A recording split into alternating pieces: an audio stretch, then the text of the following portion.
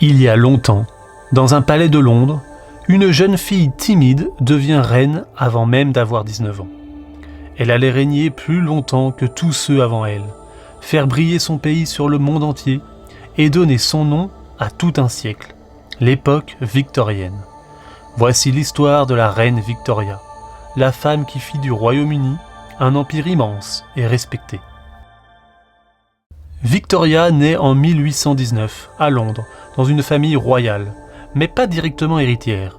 Elle est la fille du duc de Kent, neveu du roi d'Angleterre. Personne ne pense vraiment qu'elle deviendra reine un jour, mais le destin en décide autrement. Tous ceux qui auraient pu régner avant elle meurent sans enfants. Alors, à seulement 18 ans, en 1837, Victoria devient reine du Royaume-Uni. Imagine, une jeune fille timide qui doit soudain gouverner un empire gigantesque. Dès le début, Victoria montre un caractère fort.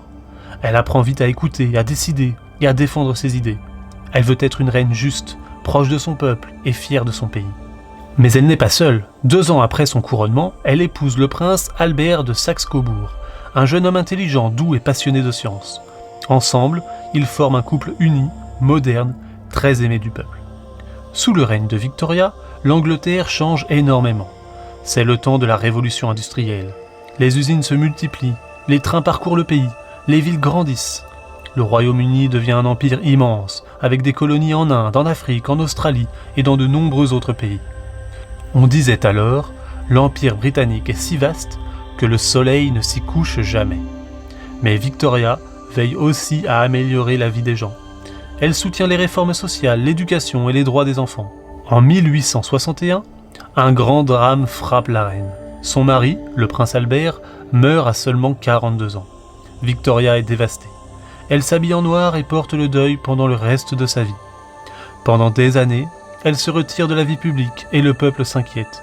Mais peu à peu, elle reprend courage et revient, plus forte et respectée que jamais. Avec le temps, la reine Victoria devient le symbole de la stabilité, du devoir et de la famille. Elle aura 9 enfants, mariés dans presque toutes les familles royales d'Europe. C'est pourquoi on la surnomme la grand-mère de l'Europe. Sous son règne, les sciences, les arts et les inventions progressent. On invente le télégraphe, le téléphone et même la photographie. Elle meurt en 1901, après 63 ans de règne, laissant un empire puissant et respecté. La reine Victoria nous enseigne que la force ne vient pas toujours de la guerre, mais du courage, du sens du devoir et de la constance. Elle a su traverser les épreuves sans renoncer à sa mission et a fait de son règne une ère de progrès et d'espoir. Son nom restera à jamais associé à un siècle de découverte, d'élégance et de grandeur, le siècle victorien.